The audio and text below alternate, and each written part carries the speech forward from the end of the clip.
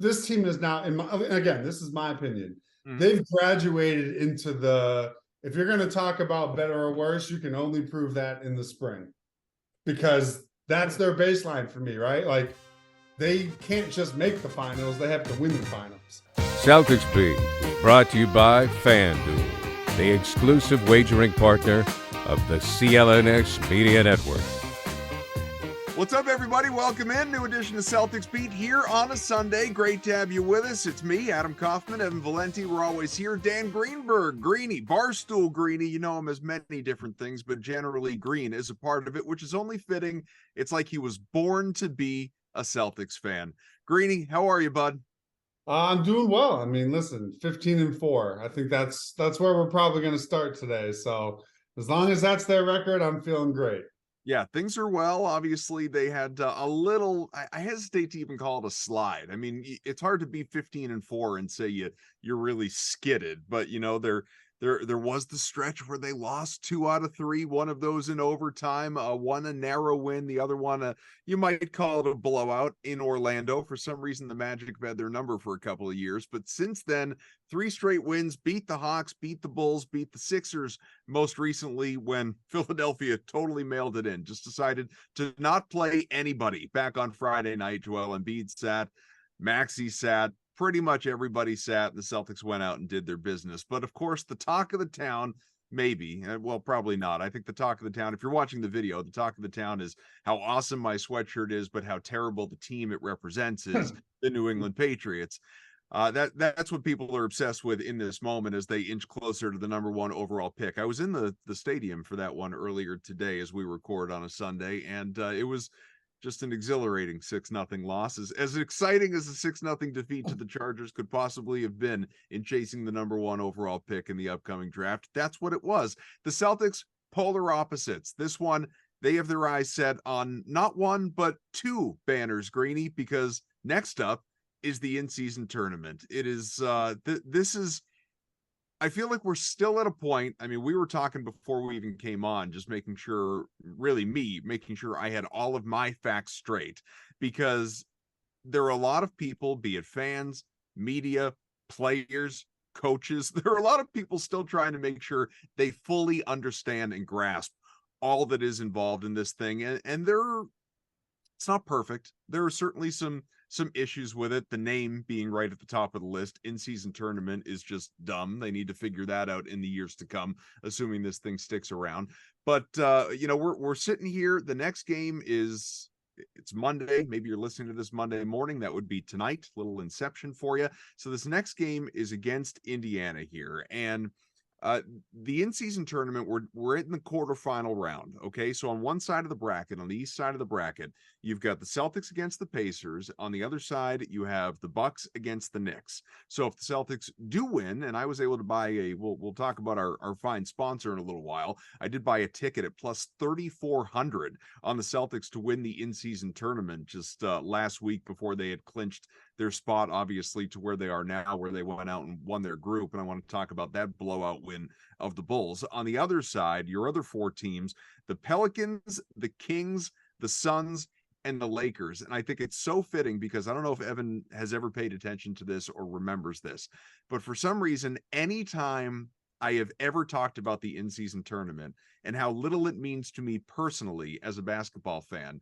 the crack that I have always made is, you know, maybe the Kings will end up raising a banner when they win the in-season tournament. And that was like months ago when they announced the thing. And every time since, it's always been Sacramento. So it's fitting that Sacramento is at this point. Maybe it was foreshadowing and the Kings will win. But before we dive into the nitty-gritty of this, and I will stop my ramble, I'm curious, Greeny, are you into it? Are you excited about this thing?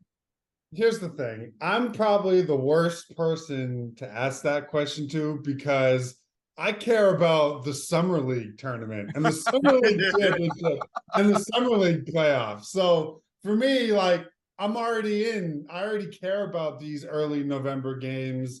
So yes, I'm in on the in-season tournament, just because why wouldn't I be? It hasn't given me a reason not to be in on it. But like I said, like I watch every dribble of games that really don't count and really don't matter. So I'm a little biased in that regard, but I do think it is exciting just because it's another thing to go out and win. And no matter when this team plays, I want them to play well and I want them to win. And so if they lose, it's like, yes, it'll be a bummer that they blew a chance at the inaugural NBA Cup or whatever we want to call it. But I'll be more mad that tournament. Yeah, I'll be more mad though of what it means for their regular season record and the fact that they lost to the Pacers. So my brain is still like, I care about these in-season tournament games because they count for the regular season record, not so much of what it means like, wow, I really want to make it and win the whole thing. I just don't want the Celtics to lose whenever they play, even if it has extra stakes or not. Ev? Buffman, Tuesday night last week was electric, and I know you're kind of like neck deep in football, so maybe it's hard for you to enjoy the whole spectacle of it. But like Tuesday night was a really important night in the NBA, and you had your eyes on a couple different games all at the same time between the Celtics taking on the Bulls. You had the Knicks. They were for wild card differential purposes. That game was very important to Boston. You had the Nets Raptors, but only by a certain amount. Right. You had the Raptors, and the Nets was like down to the wire until Royce O'Neal hit a big three in the left corner to kind of put the Raptors away. Then you had to tune into Miami and the Bucks to figure out if you were going to host a game or if the Bucks were going to host the Knicks. Like it was a pretty electric night, and I thought it was kind of fun to bounce around a little bit after Boston had to secure a huge blowout win to move on. I thought it was really, really fun, and I think now that we know like the point differential thing is going to be a real big, factor going forward. I think it just kind of caught up with everybody the last couple of games. It's like, oh yeah, by the way, this thing matters. By the way, if there's any tiebreakers and there's a 3-way tie, you have to be mindful of the point differential. I think it'll be more fun next year, but I enjoyed it. I thought it was a great night of television. I watched basketball from 7 until like midnight when I fell asleep. It was great. So anyone that listens to this show, this will not surprise you. I'm going to right now talk out of both sides of my mouth as it relates specifically to Tuesday night and that Bulls win. On the one hand, and I genuinely like, I don't just come on here and say things I don't feel. You may disagree with what I say, but it is how I feel. I mutually, and I don't even know which one wins out, but I mutually feel two things about what happened Tuesday night pertaining specifically to the Celtics. Forget everybody else. On the one hand, I think going out and doing what they did to the Chicago Bulls, meaning you have to win by a certain number of points. It was a blowout. They shellacked them. They had to win by at least 22, 23 points. They go out, they win 124-97. They took care of business. They did their job. They won group play, which, by the way, I had plus 1,000 odds on that, so that was exciting. Yeah. But they go out and they do what they have to do to the point where, it's hack a Drummond. It's, they're up by 1 million. This is normally in a game where this type of thing doesn't matter. Starters are on the bench, but, oh, wait, we have an eye on point differential. So, Horford's checking back in, Tatum's checking back in, Brown's checking back in, because we can leave no doubt. We got to put this thing away. On the one side, I think it was completely and utterly embarrassing for the sport of basketball. I think it was terrible. I think it was awful. I think it was bad for the consumer. I think it was not what Adam Silver really wants in his heart of hearts. I believe that. Now, the flip side of that, I think, and Joe Mazzulla has talked about this, I think the fact that the Celtics in, not so much this year, but in recent years, obviously have had such issues closing games. He came out, he talked about the fact that this, that was a game where it was just kind of a lesson to us about the importance of closing games, what we need to do to close games, how we can close games, how we can be unified and work together. I'm not out here to make friends with other coaches, blah, blah, blah, blah, blah. I think internally what it meant for them, just as a reminder of like, hey, let's play 4 quarters. Let's be great. Let's be us. This is who we need to be down the line. This is, we need to step on teams' throats. We need to put them away. This is going to maybe help us when it comes to the playoffs and sort of reminding us of these little moments of, yeah, like you can still step on the gas. You can't coast. You can't get comfortable. You can't get games slip away. I think that is valuable. I think that's interesting. I think you can take lessons from that inside that locker room, and even Joe as a coach. So while I don't think it was good for the brand, I don't think it was good for the game, the sport, I think for this team, there were some benefits from it. I have some reservations with that. And I've heard, and you're not the first person to say that. You heard a lot of that, especially because of, the Celtics won and everyone was riding that high. But I just, when you say that, you're envisioning a potential playoff series, right? Where they need to close a game and they need to have that focus. I just really struggle to imagine a world where they're in a playoff series against the Bucks and they have to close a game and they go, you know what, guys? Let's think back to that Bulls game that we closed out. Let's forget everything that's going on. Let's just think back to that one random game in late November or in early December when we really figured it out. So I think that's a little wishful thinking. Sure. At the same time, I do, because look at what happened the very next night against the Sixers. They did not play focused or consistent or bring the right defensive energy. I mean, they gave up 72 points in the first half to a team without the Sixers' two best players. So I think every game they play will be their own microcosm of that test of, have you learned your lesson? I don't think we learned that because they, play to their point differential. At the same time, I'd love to see that Joe is such a psycho about it. Like, I love to see that they care, because it shows that they can take something seriously, even if it's only a early season season tournament game, right? Like, I'm not going to say that's going to have them prepared in May, but it was good to see that they can focus in early December, if that makes sense, right? Because the regular season is a grind. There are going to be times like they've played some pretty gross basketball for like 2 weeks, right? They just happen to be winning these games. So it was good to see that they can focus and check off a box that they needed to. But I'm not ready to say, okay, if they're in a 5-point game in the Eastern Conference Finals in Game 7, that, because they got it done in the in-season tournament group stage game, they're going to be fine in that situation. That's a whole separate can of worms still for me. No, but it is encouraging though. They've been able to win some games that I feel like they might not have won last year, and they've done it, recently without, either Porzingis being in the lineup or Drew Holiday being on the lineup or Tatum feeling sick, and it's been a little bit of, hasn't been 100% health for the last couple of weeks. So I think over the past couple of weeks, their resilience has been really impressive in the way that their bench has kind of come alive. Like Payne Pritchard lately has come alive. Al Horford. I can't believe we've gone 20 minutes in this episode and we haven't talked about how awesome Al Horford's looked the past couple of weeks. Derek White is now the new plus-minus leader in the NBA for the pro Derek White club. You should start Derek White at point guard club.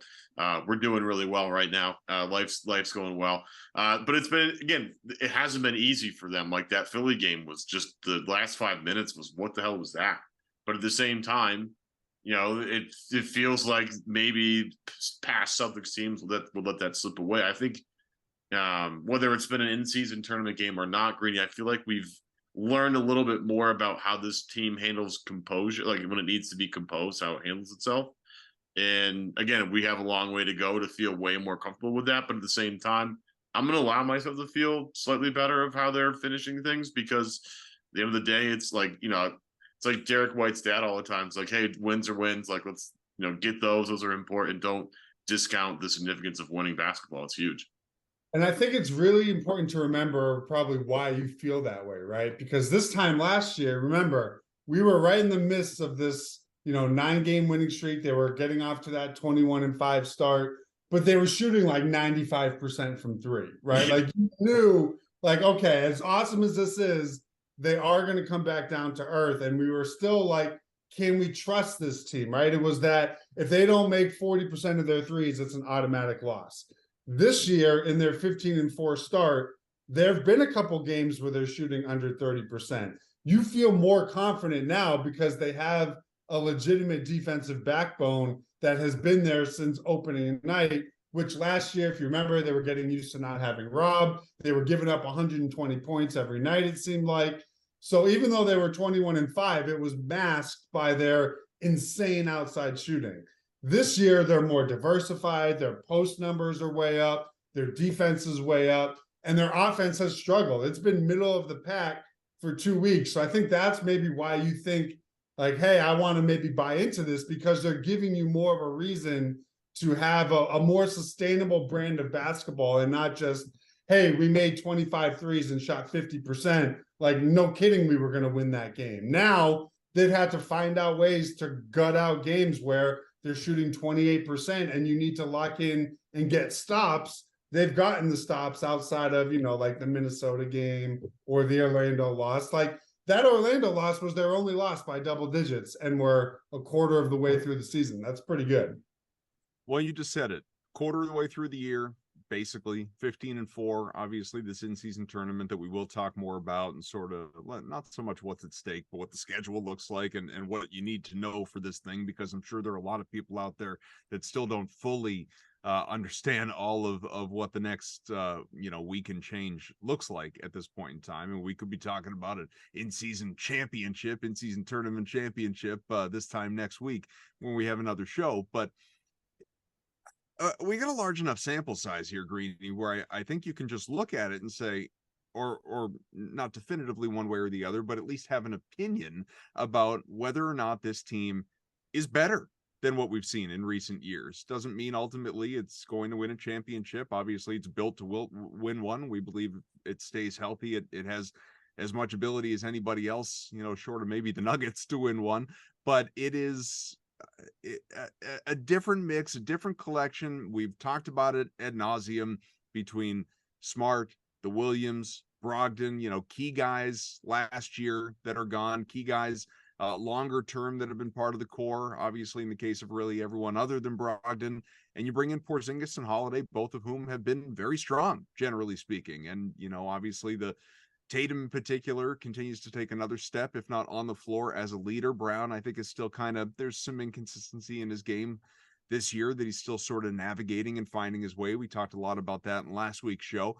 Do you feel like this group, in terms of its offensive and defensive mix, year 2 of Joe, as he is obviously more comfortable in his own skin and as a head coach and everyone around him and leading all of these players, is this just a better team than what we've seen the last couple of years, despite a couple of years ago reaching the finals? I still think this team is now, again, this is my opinion. Mm-hmm. They've graduated into if you're going to talk about better or worse, you can only prove that in the spring, because that's their baseline for me, right? Like, they can't just make the finals, they have to win the finals. Right. So I think if you're saying, are they better or not? Well, who knows? If they lose in the first round or second round, no. I think what you can say is in the quarter of games that we've seen, they're more balanced, right? The things that we thought would be really devastating have turned out to be really devastating, right? Like, Porzingis and what he's meant on both ends of the floor is every bit as advertised. Drew, the way he's come in his role and been that defensive sort of, linchpin, has been better than advertised. The offense hasn't, but again, they haven't really needed that up until this point. I think Joe has been better in a lot of the things that he struggled with last year. They seem more prepared and like they get it. But we were saying that last year in the 21-5 start. So the big questions, we won't know until the spring. But I think what we're seeing is just a more sustainable brand of basketball. If you want to call that better, I'm not going to stop you. I mean, the numbers speak for themselves. But I just think we need to see what happens when they go through their first stretch of losing 3 and 5, or 5 and 7, whatever that's going to be, because no 82 game season is all roses, right? It wasn't, it was this time last year they lost to the Warriors. That was the big game on the schedule, and then they went into that skid after that hot start. So hopefully this team doesn't do it. But what we've seen, like when Porzingis is on the floor, their starting 5 net rating is like plus 50. Like, they're just absolutely demolishing teams. That, I think you can say, has been better, but it is only, 19 games into the season. Yeah, it's exciting. I think we're allowed to be, and again, this is where like the discourse on the internet has been really unbelievably toxic this year. It's just, they lose one game, everybody freaks out. But I think this year certainly feels different. The defensive stuff is the big thing though, because again, last year it felt like they were just like, hey, we don't need to worry about defense because we're going to score 100 million points every game. So who cares about defense, because we're just a buzzsaw right now. This team is more reliant and more comfortable on defense, and I think that's a big part of like having Drew Holiday here, and him being like his best Drew Holiday self. Like, it's so much fun to watch him play defense, and he just like roams around and just causes chaos, very similar to Smart, but a little bit differently. And it seems like this team is still learning how to adapt to that, and how to as he moves, how to shift the defense so we can cover where he was. It's really, really kind of fun. This team feels a little more sophisticated, I think. And again, it's the post-ups, it's the way they attack in transition. Their defense is a little bit different. It feels like, Peyton Pritchard and Sam Hauser have added a little something different. Again, it feels a little more fine-tuned, a little more sophisticated this year. And again, that's why, as before we started recording the show, we're just bummed that they haven't played in a while. They went from like Tuesday to Friday, and now we have to wait till Monday. Like, this is garbage. I just want to watch this team play more, because it's fun to watch them grow together right now. But it has to be said, if the Celtics get this version of Jaylen Brown in a playoff series, they're not going to win the title. If they get the version of Jason Tatum that we've seen over the last, 7 or 8 games, they're not going to win the title. Like, the encouraging part is they're 15-4 with their 2 best players not really playing up to each of their respective potential.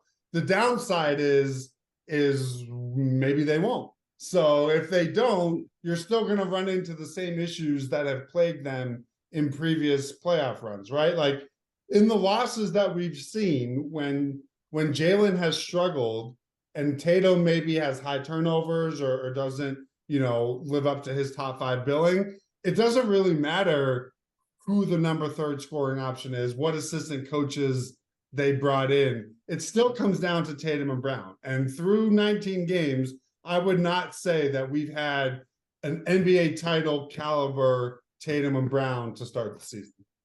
So what do you attribute that to? Because, you just said the last 7-8 games for Tatum. That's basically half the season. And Brown, I feel like, has been inconsistent all the way throughout. There have obviously been some great games. There have been some really, really bad ones too. So, what ultimately is causing that at this point? It's weird because with Tatum, he still does so much, right? Like, he's still gonna, make an impact. His problem has just been turning the ball over. He has 17 turnovers in 3 games. So for me, I just think that's just him just not playing brain dead basketball. Like, just be conscious of what you're doing. He's throwing these lazy passes. He's dribbling off his foot. It's like things that you just don't, and you don't pair with Jason Tatum. With Jaylen, it's a little bit different, right? You're still seeing some of the decision-making mistakes that get him into trouble. His biggest thing has just been his efficiency. His true shooting percentage is the worst of his career. So you want to hope that that's just making shots, and every guy goes through ups and downs. We've seen on this very roster guys go from shooting in the 20s to start the year to now being, what you would expect. So, part of me, I think, is him maybe forcing it offensively to try to, not have those down shooting nights. I think defensively he's been fine. His passing has been better, but he can't have the worst true shooting percentage of his career if the Celtics are going to win the NBA title. That's just, he's too important of a player. And you got to just hope that, 1 and 2 of these games in a row, he starts catching a rhythm, and then that, takes care of itself. But, he can't. I think it's like, if you were to look it up, I think it's like 51% or something. It's like, it's nowhere close to where it needs to be. So for him, it's just shooting the basketball. Yeah, I'm looking up his true shooting percentage right now, and I can't. I'm going to guess it's like 51.5, and that might even be high. I'm in the middle of it loading right now, and it's like not really cooperating with me. But it's been interesting to watch how Jaylen tries to blend into this team, because it feels like a lot of this makes sense, but yet they're still not hitting on all cylinders yet. Sorry to cut you off. I mean, Is it different from site to site? Because I'm looking at ESPN and true shooting percentage we're talking about Tatum, right? No, No, Brown. Jalen. Jalen. Brown. Yeah, Jalen's is the lowest of his career. I'm pretty Here, sure. I'll pull it up, then I'll tell you. I was going to say Brown is or Tatum rather is like the I bet highest. you he went. I bet you Jalen dropped. I'm going to do this totally blind. I bet you he dropped from I have like. it in front of me. What do you got? I'm going to say 62.7 to 51.5. Last year to this year? Yeah. No, last year 58.1. Okay. Which was basically a career high. I mean, he'd been 58 point something a couple of times. 58.1. This year he's 53.9. Okay, so I was thinking it was a little bit. Well, I know Drew. You were thinking it was more drastic, but it's still a drop off, and it's still. I mean, he is right now sitting. It's literally the worst of his career, tied with what it was as a rookie. And he wasn't the only. I think Drew for like up until last week was at 47.7%. Which was like the third or fourth lowest for him. But he started to make his jumpers these last 3 games. I bet you he's probably now over 50%. So guys can come back from it. But the biggest thing is if you track it back, like Jalen's been shooting like this since the Miami series, right? Like after he got through Philly, he's been in this like low 40s to mid to low 30s from 3. And that's just, given his role and the amount of shots he takes, it just has to be better. That's just, and I bet you if you were to break down his shot attempts, I bet you he's struggling more at the rim than he is. I bet you there's been a bigger drop off from his percentage at the rim than there has been from 3. That's the weirdest part. He just has not been finishing at the rim anywhere close to what we would come to expect. Yeah, I mean, it's just I'm looking at his game log, and obviously, again, we're only a quarter of the way through the year, and it's all over the map. And you got a few, good games in there, and I don't know where you draw the line. Let's just say 40% is a cutoff. He has. Well, I don't know. I mean, he shot 40. He shot 8 of 20 last on Friday, and I wouldn't consider that a good shooting. I think. Well, I was looking at just 3-point percentage. Oh, okay. Oh, 3-point percentage. Yeah, I would obviously consider 40. And he's only been above that 3 times the whole season. Yeah, I would say if Jalen's living in like the 37 to 39, that given his volume, that's probably right now he's 31. Yeah, I mean, he's nowhere close. Like that's what I'm saying. It's like. It took a while, right, for Pritchard, Hauser, and Horford to snap out of their funk. Yeah. I think Holiday, given his last 2 or 3, you're starting to see him consistently, knock down his open threes after his brutal start. I mean, he was under what Marcus Smart used to shoot, which was bananas to watch. So you got to hope that the same is going to come from Jalen, just trust his body of work. But in the meantime, if Porzingis is going to be out, he can't be shooting 40% from the floor. That's the nature. And that, to me, has nothing to do with his contract. It's just how the Celtics are going to be successful. He can't be doing that. So that's what I care about. But here's just to double down on how weird the last couple of games have been. And again, it's impressive that the Celtics are still winning. Grandy had the best tweet the other day about the plus minus for the Tatum minutes versus the non-Tatum minutes. He goes, in the last 9 games, Jason Tatum is last on the Celtics in plus minus, which is insane. Crazy. Because he's like captain plus minus. He's like Jason Tatum plus 4 dudes equals a good plus minus. It's like the biggest question. We've talked about this. This has been 2.5 years of talking about this. The non-Tatum minutes are the ones that they have to figure out how to make work. But in the past 9 games, Tatum's last the team in plus minus, plus 58 with Tatum off the court, minus 17 with Tatum on, a reversal of every trend in the 7 NBA years. And the Celtics have still won 7 of those 9 games. That's, again, you talk about building habits and building characteristics. That's huge. How to can this team find the identity to win the non-Tatum minutes? That's Pritchard playing a lot better. It's Al Horford playing a lot better.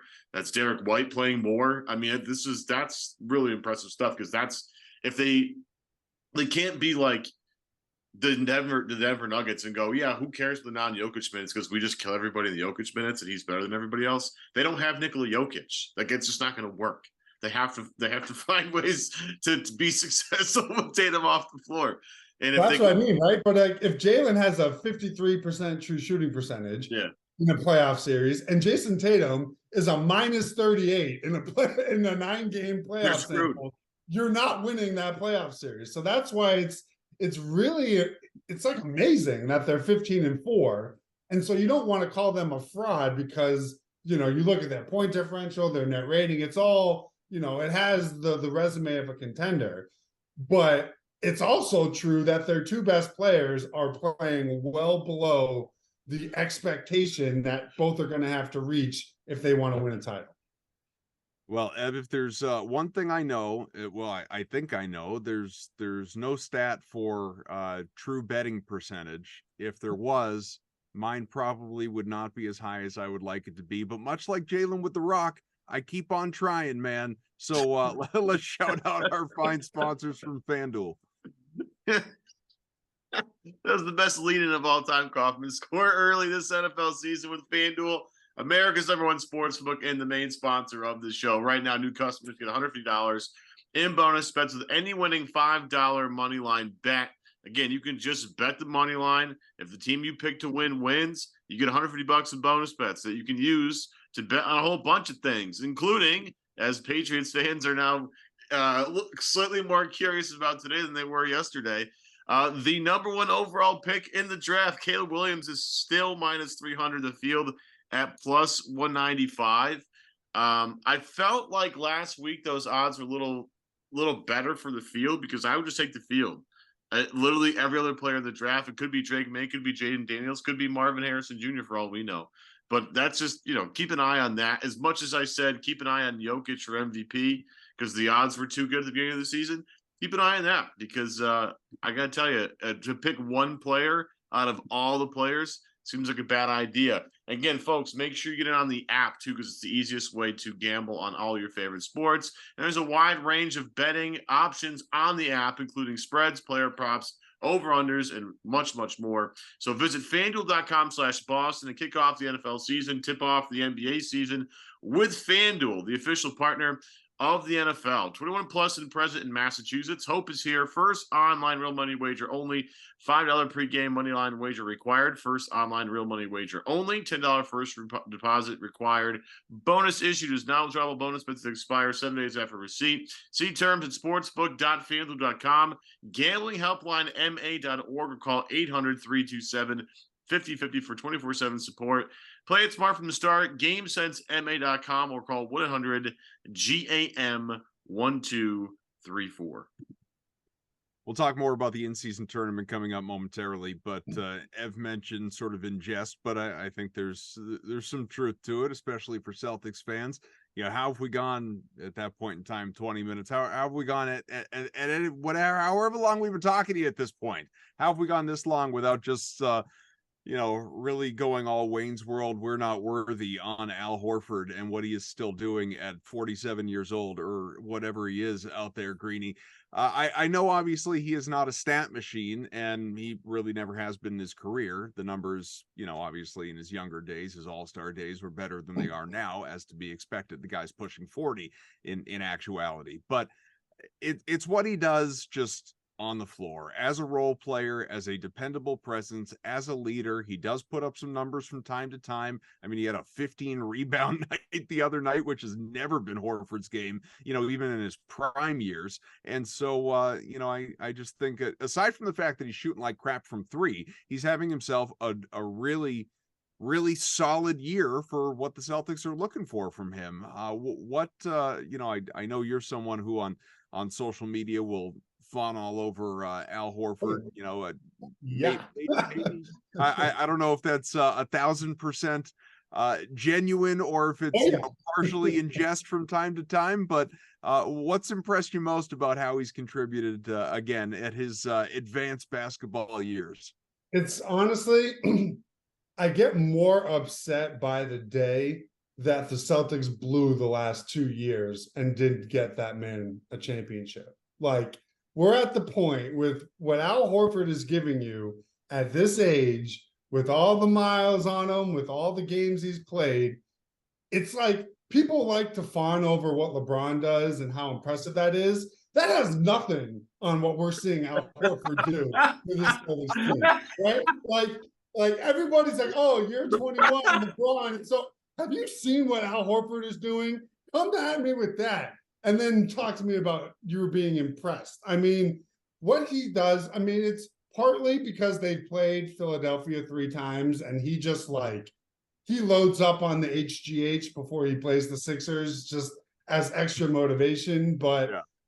everything that you could want. And obviously, over the last 10 games, his outside shooting has come around. He's at like, mid 40s, 44% over his last 10. So the threes are back after that kind of scary run from, the last 10 games of the playoffs and then the first 8 games this year. But his legs look good. His brain is great. His eyes are beautiful. The defense is great. It's like, it's hard to legitimately have a complaint over. I mean, maybe he falls asleep on some defensive rebounds late in the fourth quarter, like every once in a while. But on the whole, like, I'm ready to give him another extension right this second. I don't need him to play another second of basketball to know he has at least 5 more years left in the tank if he wants it.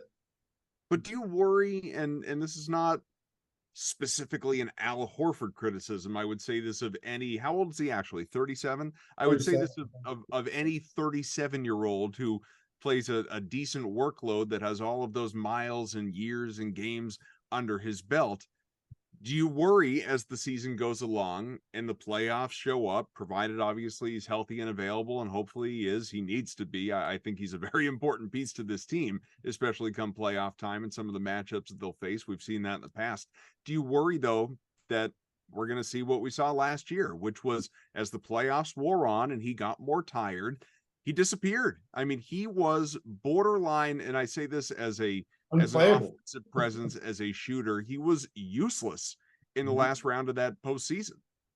Yeah, I mean, it's definitely not there. There's a permanent list of worry that I have, right? Like, I'm always going to be worried about Porzingis' health. I'm always going to be worried about, Tatum's wrist, Jalen's basketball brain, Derek White not getting paid. Like, I'm always going to have worries. Al Horford's regression and sort of that falling off a cliff, any rational person will entertain that idea.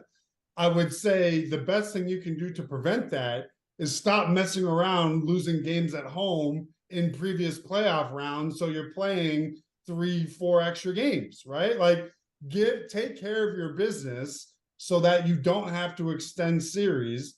The best way to do that is to win at home. The Celtics lost multiple games at home in every round they played in, including 3 against the Heat. Like, you're asking for Al Horford to fall off a cliff when you're asking him to have more and more battles with Embiid, more and more games where he has to play 35 minutes. So I think up until the middle of the Sixers series, I felt like their load management plan worked. He was great against the Hawks, right? Nothing really fell off a cliff until he had to keep going back up against Embiid time and time again. Well, if the Celtics don't drop 2 games at home that series, what was it, game 1 or game 2 and game 5 or something like that? Like, maybe he's better for the Miami series. So it is a worry, but I feel like it's one that you can prevent just by not playing stupid basketball. Yeah, and it feels like that, with the Cornet minutes and the Keita minutes, they've been to various levels of success and failure, but those are going to be important minutes as we keep going here because Porzingis is going to come back and hopefully give Horford a little more of a rest so they can save his legs for the playoffs because he is really crucial to what they want to do, and the fact that they can still have all that spacing, whether Porzingis or Horford on the floor, it's going to be really valuable when we get to the summer months for basketball. But Horford, it's unbelievable what he's doing. I mean, he's still an effective player at 37. Is going to be a key cog on a team that's trying to win the NBA title here. It's pretty impressive in how he takes care of his body and how he is meticulous about his diet and his sleep regimen and all that stuff. Like, all that's good, all that matters. And he's just been the consummate professional. It's been awesome to kind of watch him still succeed at a high level even this late into his career. It only helps the Hall of Fame case. He's going to make the Hall of Fame. Like, it's the Basketball Hall of Fame, so the college stuff counts. Like there's no I mean, question. shoot, like Greeny's getting into the Hall of Fame. Yeah, But hey, look, he's been outrageous. He's been one of the reasons why they've been able to keep everything afloat the past couple weeks. I mean, Derek White primarily.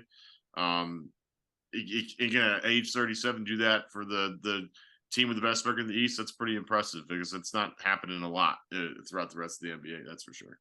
And I think you got to hope that this year's version, right now, he's, let's say, the 6th guy.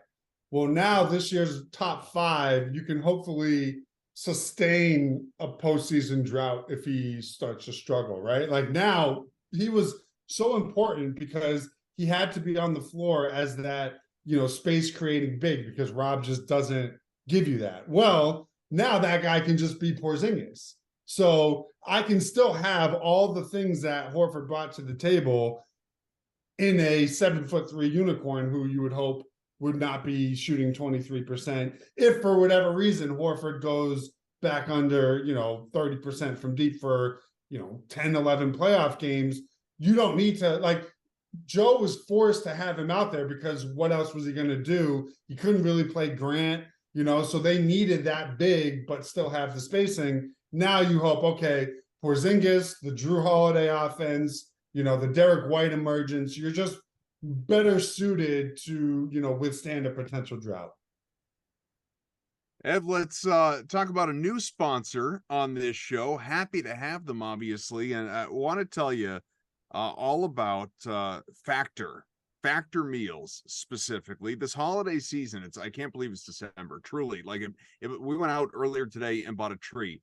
The Jew bought a tree, and it blows my mind that we are in December at this point in time. You might be looking for nutritious, convenient meals to keep you energized on jam-packed days. Factor, America's #1 ready-to-eat meal delivery service that honestly we could all use. Who has time to make a meal at this point in time? They can help you fuel up fast for breakfast, for lunch, for dinner. Chef prepared, dietitian approved, ready to eat meals delivered straight to your door. Truly, what could be better than that? You will save time. You will eat well. You will stay on track with your healthy lifestyle while tackling all of your holiday to-dos. And I don't know about you. I can only assume you got a lot of to-dos. I got a lot of to-dos. I assume we've all got the lengthy to-do list. It's not just a honey-do list. It's just a long to-do list.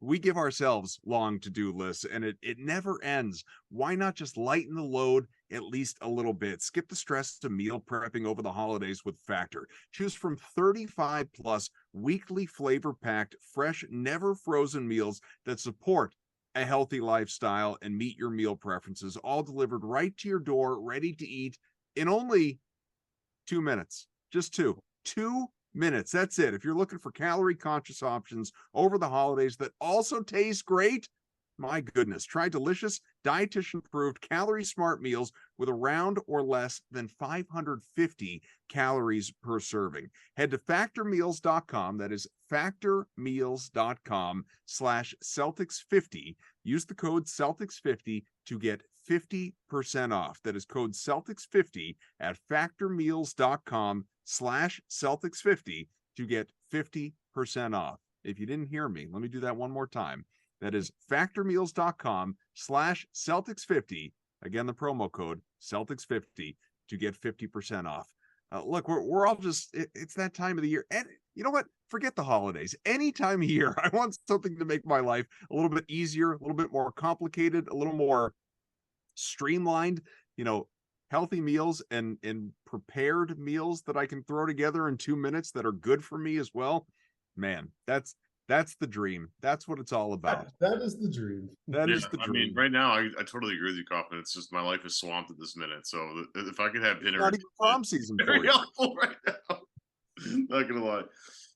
But so I keep saying we're going to talk about the in-season tournament. We are, but I'm going to use that to put a bow on the show. What I want to do, I don't know that I would normally do this, even at the, again, roughly 25% mark of the season, but I feel particularly compelled to do it with Greeny here, which is sort of just taking a glance at our former friends, right? Our guys that are off elsewhere. Now, I think I don't know if everyone on their NBA League Pass or whatever, if you're watching your former favorites on a nightly basis. I know Greeny is whenever available, but maybe you're out there, you're not. Rob Williams, obviously not someone you've seen a lot of. That surgery, it was coming. Eventually he was going to be shut down. He has been. He's not going to play again the rest of the year over there in Portland, but you still got three guys that are doing their thing to some degree, and they're all sort of different stories. You know, Grant Williams in Dallas, reunited with Kyrie Irving, God bless him,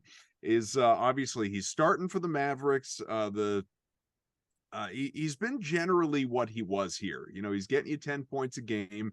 He's woeful at the free throw line. The shooting percentage at the free throw line is way down. He's at like 65%. But in terms of just his general shooting and three-point shooting, he's right there. He's where he's been throughout his career. The rebounds are a little down. He's not necessarily asked to be that guy there. So it's just kind of interesting watching him from afar. Certainly, if you play daily fantasy as I do, he's a guy that you pencil into your lineups every once in a while because he can get you those buckets off the bench. Marcus Smart probably hates his life with what is happening in Memphis. I mean, he was just lashing out at his teammates the other day on the bench. He's obviously hurt and unavailable. He's only played 11 games for the Grizzlies. They don't have Ja Morant back yet. So this team, a lot of people were really high on the again, betting talk, the over for Memphis wins this year, and it's been a ugly, sluggish start for the Grizzlies. And Marcus, you know, he's been part of it. You know, you can decide how much of that you want to put on him. He's back to a sub 30% 3-point shooter. I'm sure that, you know, is music to a lot of people's ears out there who are listening, but generally everything else is pretty much in line with what he was here. Malcolm Brogdon, though, I just want to bring up in sort of the spirit of vindication, because we spent so much time in the offseason before he was traded, when we thought he was going to be a Celtic, saying, listen, Malcolm Brogdon is not going to be what you saw last year. Last year was an aberration. If, you know, it doesn't mean he's going to be bad, but he's not going to be quite as good as you think he was. And you could look at it surface value and say, Goff, what are you talking about? He's averaging 18 points a game. Yeah, but he's also one of the better players on a, you know, cruddy team that he can, you know, play a starring and starting role and have something totally different asked of him, much like with some of his stops before he came to Boston. He could be that guy and give you 20 points per game. What I'm talking about is how he's shooting. He last year for Boston shot. It's got to be like 44%, right? It's like something crazy. It would be nice if it was that good. Last year, 48.5%. This year he is shooting 41. From three last year, which we said was never going to happen again. Total anomaly. 44.5%. This year he's down at 38. Free throw percentage has dropped almost 10 points. He is not the same guy as he was last year. And Celtics fans, and this is not a Malcolm attack, this is a Malcolm the player attack. I think very highly of Malcolm the person. This is Malcolm the player. This is Malcolm's contract. We had this conversation I don't know how many times, but now the evidence is here to which you can believe it if you doubted it. He's fallen off the cliff, and he's not going to rebound. He's just not going to rebound. It's not going to happen for him. I don't know why exactly, but the numbers don't lie. This is exactly what we anticipated. So I give you all of that lead in with these three guys to say, what have you thought of how they have performed elsewhere? All right, we'll go in order. First, my heart is just so sick for Rob. Like, even if in the back of your mind you're saying, okay, something was probably going to come up. I don't know if I was expecting season-ending surgery to come up. I was thinking maybe, you know, a sprained knee, miss a couple weeks, whatever. So it just sucks that, I mean, now it's at the point where you just never have to, you know, you can't ever be certain that he's not going to have catastrophic injuries moving forward. So that stinks. With Marcus and with Brogdon, it's like you really have to throw away everything that they're doing given what's around them, right? Like, you're reading off Brogdon's numbers, and while that is quote unquote, you know, it's the hard facts, there's context to be, you know, put around that, right? Like, the Blazers don't exactly have this insane spacing to where defenses can now really hone in on him as the only sort of scorer that offense has. So I think it makes sense that there has been some natural regression, but I also think if this was the version that the Clippers knew that they were going to get, they probably would have gone through with that trade this summer, right? Their whole thing was he was a cooked product and wasn't even going to be able to play with that injury. Now it's like, yeah, he's shooting 38%. That's still pretty good. He's still an 18, 20 point, per game scorer. So that's the frustrating part where it's like, well, damn, if they had known that this would have been the Brogdon they could have gotten, do they make that trade? And then now do you maybe have Porzingis and, Smart together? Who knows? But I just think it's weird. It's still weird for my brain when I watch them and I see them in different jerseys and I see Smart like cussing everybody out because his team is terrible on the sideline. Like, you just know he hates his life. Unfortunately, I think him and Rob are stuck. I think Brogdon's going to be flipped at the deadline. So I don't think he's long for Portland. There's too many teams that, he doesn't make outrageous money. He's an expiring, so you can at least use him as a, as a rental, especially if you need, guard play. I think someone will give like a late protected first for him, and he'll go to somebody that, he'll actually be able to make an impact. You ready for the Miami trade for Malcolm Brogdon to get him? Or something, it's something like that. Like they're gonna flip Lowry. Yeah, I can't wait for that to happen. Yeah, a late protected first. How protected? Like top 20? Yeah, or like lottery protected or something. Yeah. I don't know. It depends on who it is. Or maybe like if that team has a young asset that they can throw in. But my point is, there's going to be someone. Maybe it's the Heat. It's someone that has in between 18. Like what if the Lakers trade D'Angelo Russell for Brogdon or something like that? Like they both make the same amount of money. I could see that happening. Given how everyone just can't wait to get rid of D'Angelo Russell. If they can't flip him to Chicago, who knows? So I don't think Brogdon ends in Portland, but obviously no one's going to trade for, an injured Rob. And I think Memphis actually wants to keep Smart. So they're just in a tough spot. Yeah, well, the thing is, if it allowed, it's the departures of a lot of other guys to kind of really shine. Like Hauser's been unreal this year. He's got a little bit of a shooting slump, but like I still think they're all going in. I really love what Peyton's done recently, and Joe's been riding the Banton minutes a little bit, which I've been very, very. I've been calling for. I like him quite a bit. He's like Brogdon's play style without the 3-point shooting. Like he just straight line drives to the basket. And then on the other end, he's just rebounding the hell out of the basketball. I love his activity on the defensive end, especially on the defensive glass. And I've really enjoyed watching him try and find a way onto this team in terms of more reliable minutes. I think, Lamar Stevens at some point might get a shot too, but I liked the experiment of Banton trying to figure out where he fits into this whole thing. I mean, he started the other day. It was wild. I couldn't even believe what I was watching, but it was effective. But it is very alarming how much of a lack of buckets there is once you get past Hauser. I mean, O'Shea Brissett can't score. Banton can't score. Lamar Stevens isn't, maybe he'll hit an open spot up three, but like he's not generating his own offense. So I do worry that like, is there any surprise in that? Like, as soon as this roster was constructed and opening day, like media day got here, weren't we all saying that? Like, right. And that's the fear. More, depth is a concern. They're more top heavy than they've ever been. It wasn't even a criticism. It was just an observation that this is who they are now. Right. And that was the fear, right? If you remember back to the 22 finals when Peyton Pritchard was the primary guard and they had White, the biggest thing was the bench unit still needed shot creation. That's why Brad Stevens traded for Malcolm Brogdon, because he can generate his own offense. Mm-hmm. They now no longer have that. So they've recovered with the Grant minutes. I think Hauser's done more. He's a solid defensively. He's just as good a shooter. You're not missing anything there. What we're going to learn is in the playoff series, can Peyton Pritchard generate his own offense? I don't know. He hasn't done it yet.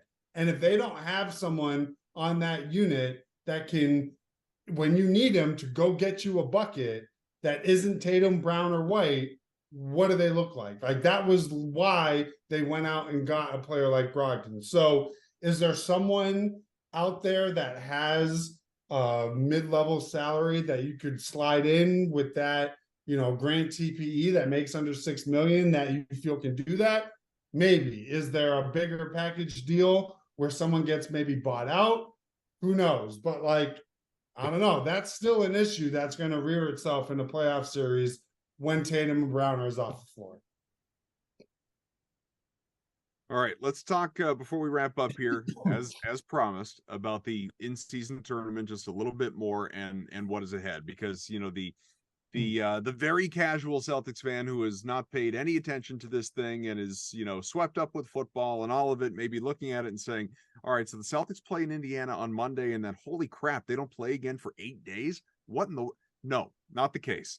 There are games before that, back-to-back back at the Garden against the Cavaliers, followed by 2 with the Magic, by the way. So it's 4 games, 2 teams on the a little over a week from now at this point in time. 12th and 14th with Cleveland, 15th and 17th with Orlando.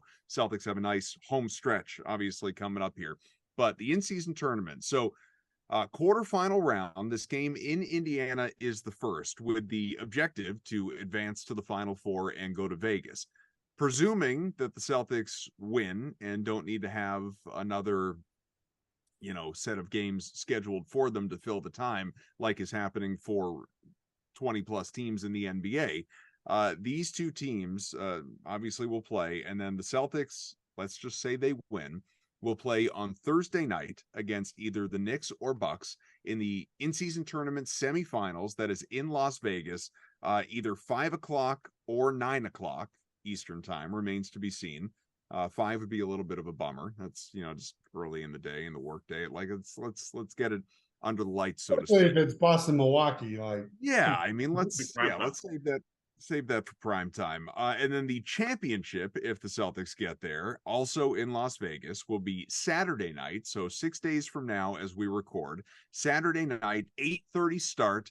That is the featured in-season tournament title game. I don't know what kind of trophy exactly is on the line and who it's named after. I've not studied up on these details because I don't care. But they will play either the Lakers, Suns, Kings, or Pelicans, depending on how that half of the bracket works itself out. So, Greeny, I'm talking about all of this as though it's going to happen, and it can happen simply by winning the next 2 games. Celtics certainly are capable of beating the Pacers, Bucks, and or Knicks. So, what are your expectations here for how this in-season tournament shakes out? Well, I get to cash my plus 3,400 ticket. Well, I think the first thing is, does Tyrese Halliburton play tomorrow night? Right? He didn't play the other night. He was sick like every other star in the league right now. So if he doesn't play, I think they're a lock for Vegas. If he does play, they can lose to the Pacers with Tyrese Halliburton. I've seen it, right? Like Tyrese Halliburton destroys this team. So my expectation is that they can win, but not if they play like how they did against the Sixers. That you're going to get blown out by. I mean, the Pacers offense is legitimately no joke. They can score. They're going to give up 150, but they can give you 160. So that should be a shootout. I think, and I mean, tinfoil hat, you got to think that Adam Silver wants Celtics Milwaukee and then Celtics Lakers. I mean, what are we talking about? That's like he probably has like a boner just thinking about that. So that's what I'm hoping for. But I still care more about these games for what it means for their regular season record than what it means for them in this potential tournament run. Like, I don't like if they lose, I'm going to be pissed because they lost, not, oh man, we're not going to win or advance in the tournament. So that's still what I think the league has to figure out, is figure out a way for me to be upset that they're not going to win the NBA Cup and not that they just lost a regular season game.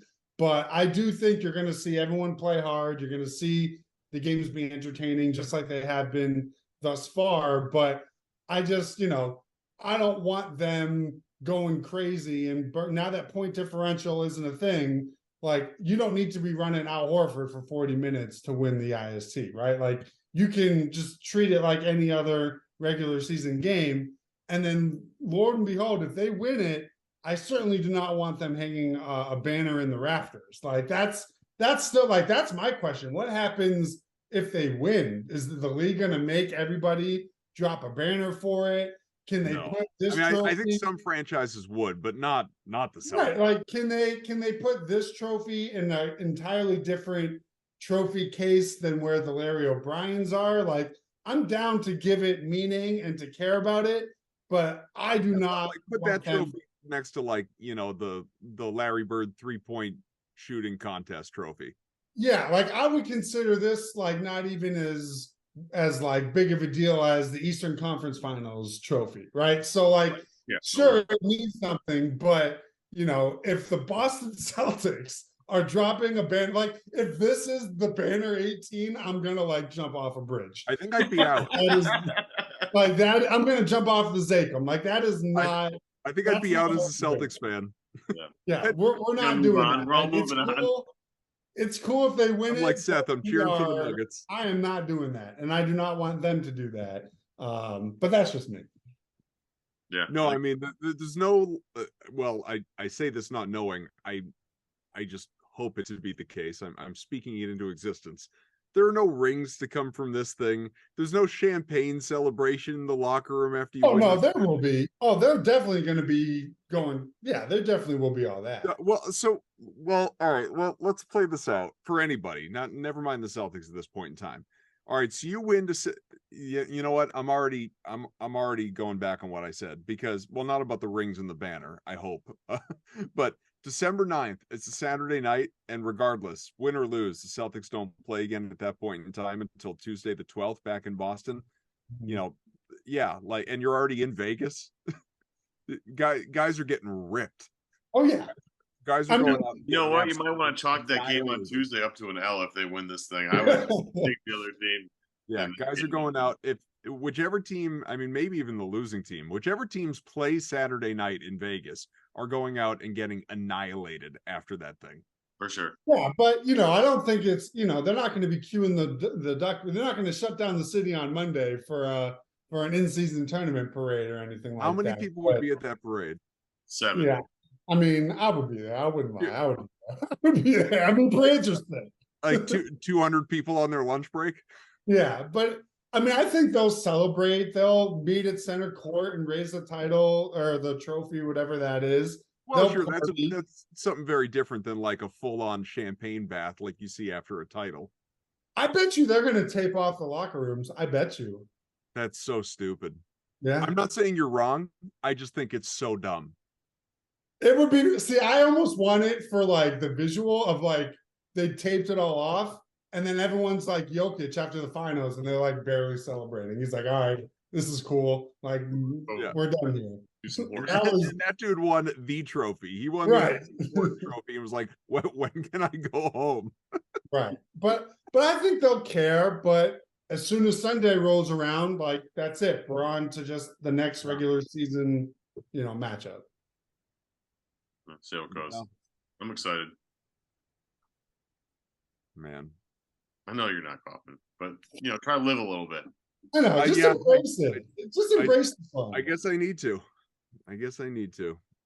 All right. Well, if you want to be a pessimist, you could say, "Hey, this might be the only title the Celtics could ever win." So no, I'm not going to be that guy either. I believe in what is to come in June. I'm trying to will that into existence right along with the two of you and everybody out there listening who, you know, believes in this team and wants Brad to get his due as an executive and Joe as a coach and Tatum and Brown that it can work.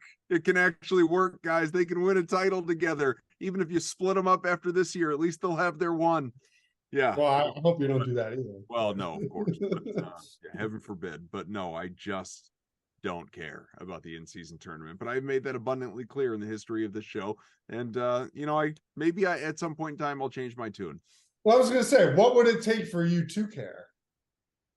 Like if they changed the stakes, if it was something other than $500,000, if it was like a lottery pick or a guaranteed playoff spot or, Sure, you know, something more meaningful for the guaranteed playoff spot you couldn't do, but something, I mean, that would just be ridiculous. But like something more meaningful for the organization. Like I don't care about guys getting 500 grand in their pockets. That doesn't do anything for me. But if they, if we're talking about something like a built-in lottery pick in the way that the NFL has added, draft picks as trade compensation or signing compensation, that type of thing, then maybe.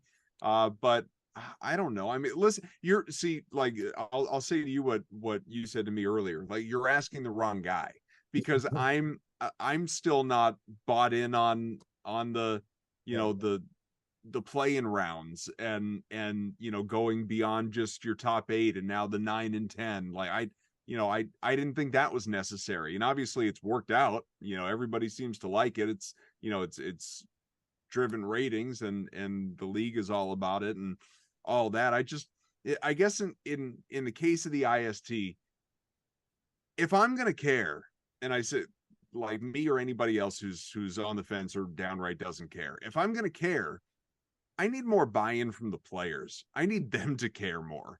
And I don't feel like universally that's there yet. Well, I think now you're really going to see it, because now we're in like the winner go home. Sure. Sometimes I don't know if I feel like I saw it on my timeline once, but I feel like it would be cool if, the winner of this tournament, all the players get the money. But what if the team got like a $10 million trade exemption that they had to use by the trade deadline or by, the next year? So now you're thinking, okay, not only do the Celtics win, but now they can add a player up to $10 million because sort of like when you win, and ownership won't be penalized for it. It doesn't go like it's just an additional, an additional tool that you can use to build your roster for the second half, knowing that this thing wraps up well before the trade deadline. That could be kind of cool, where it's like, damn, now we're thinking outside the box.